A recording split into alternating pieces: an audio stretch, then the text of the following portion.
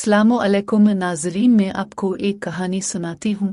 उम्मीद करती हूँ कि आपको ये कहानी पसंद आए और बराए मेहरबानी हमारे चैनल को सब्सक्राइब करना मत भूलें। नगीना की आज शादी की रात थी। वो सज धज के बेड पर लाल रंग जूड़े में लिपटी बैठी थी और बेचैनी से अपने हमसफर का इंतजार कर रही थी। इसके जहन में कई तरह के खौफ थे। नगीना कॉलेज की तालबा थी और अरशद से इसकी मुलाकात बस स्टॉप पर हुई थी। अरशद काले रंग की ऐनक लगाए और पैंट शर्ट में मलबूस नगीना को देखता रहता था। शुरू में नगीना ने अरशद पर ध्यान न दिया, मगर वो एक ही जगह एक ही वक्त नगीना के लिए खड़ा होता था। नगीना एक मिडिल क्लास फैमिली से थी। प्यार मोहब्बत की बातों से बहुत दूर रहती थी। नगीना की नज़र में मोहब्बत सिर्फ शादी के बाद ही होती थी। नगीना खुद में रहने वाली लड़कियों में से थी। किसी की बात को दिल पे ना लेती और लड़ाई के बाद दिल साफ कर लेती। एक बार कोई मुआफ़ी मांग ले तो इसी वक्त मुआफ़ कर देती थी। नगीना के ख्वाब बहुत बड़े थे, मगर घर के हालात की वजह से इसके ख्वाब अधूरे रह गए। वो बस उन ख्वाबों को पूरा करना चाहती थी। नगीना की उम्र तकरीबन 22 साल के करीब थी। नगीना की आंखें नीली गहरी और होंठ गुलाबी थे। नगीना खुद पे ज्यादा तवज्जो नहीं देती थी, मगर हुस्न नगीना में बिलाका था। जो उसे देखता बस देखता ही रहता। अरशद मुसलसल 2 माह से नगीना के पीछे था। नगीना को एहसास इस बात का तब हुआ जब वो अरशद पर निगाह डालती वो इसे ही देख रहा होता था।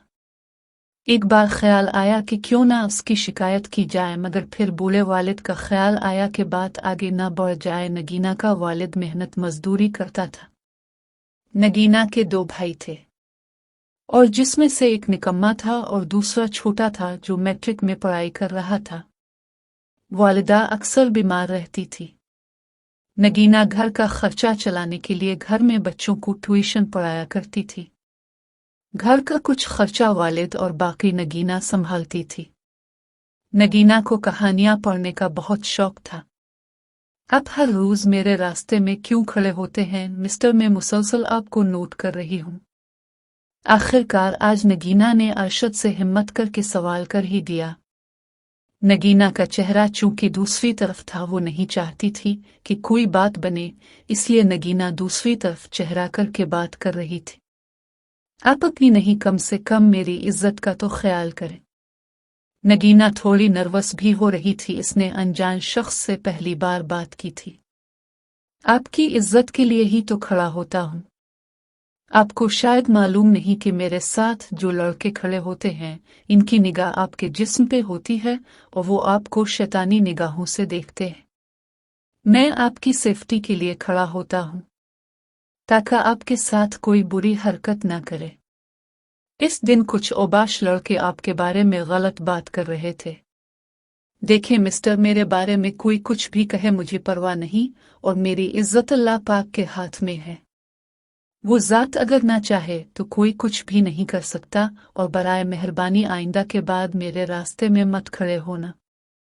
दूसरी साइड से गाड़ी ने नगीना को मुतवज्जे किया और नगीना गाड़ी पर सवार होकर चली गई। अरशद नगीना को देखता ही रह गया। नगीना रात को बिस्तर पर लेटी तो इसे दिन वाला ख्याल आने लगा।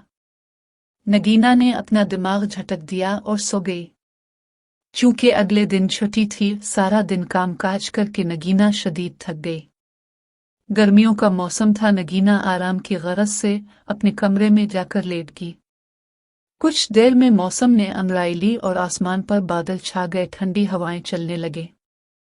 नगीना घर की छत पर चली गई और मौसम की अंगड़ाई का भरपूर फायदा उठाकर आंखें बंद किए लंबी लंबी सांस लेने लगी।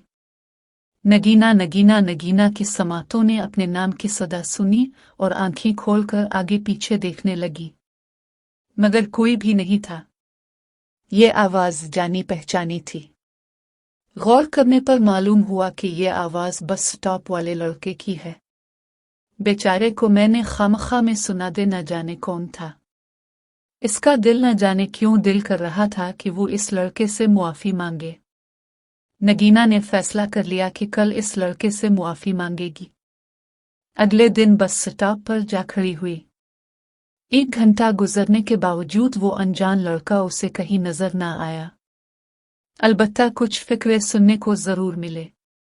आगे क्या हुआ वो मैं आपको अगली वीडियो में बताती हूँ।